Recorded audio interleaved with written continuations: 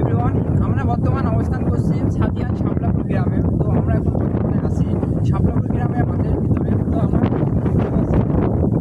ফসল রয়েছে, তো এটাকে আমরা থাকি।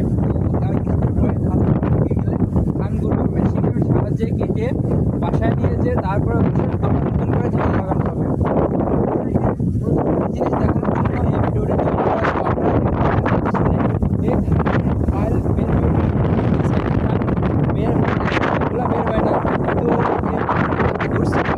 থাকার কারণে আপনি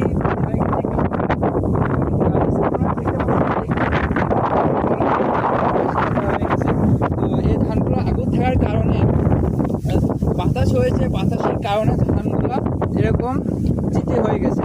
তো যখন বাইল বাড়ে ওই সময় যদি ঝড় বা অতিরিক্ত বাতাস হয় তখন ধানগুলো চিটে হয়ে যায়। একটু ভালো কারণ এই ধানগুলো বাইল বের হয়ে নাই, তো এই ধানগুলো অনেক ভালো হয়েছে। তবে হয়তো ঠিক মতো পরিচর্যা করে নাই, সে কারণে জায়গায় জায়গায় বাইল বের হয়েছে, আবার মাঝখানে ধান হয়ে যায় না। তো অনেক সুন্দর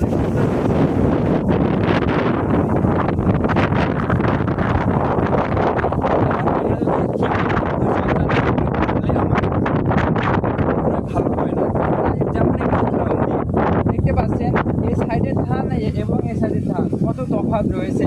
কারণ কি, এই সাইডের লোক, এই কৃষকটি অনেক পরিশ্রম করে এই ফসলটি করে তুলেছে।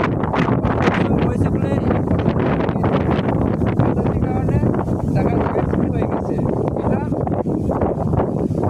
এবং এই সাইডে পরিচর্যা করে নাই, সে কারণে হচ্ছে ধানগুলো ভালো হয় না, জায়গায় জায়গায় বাইরে বের হয়েছে, জায়গায় জায়গায় বের হয় না, এই হলো কারণ।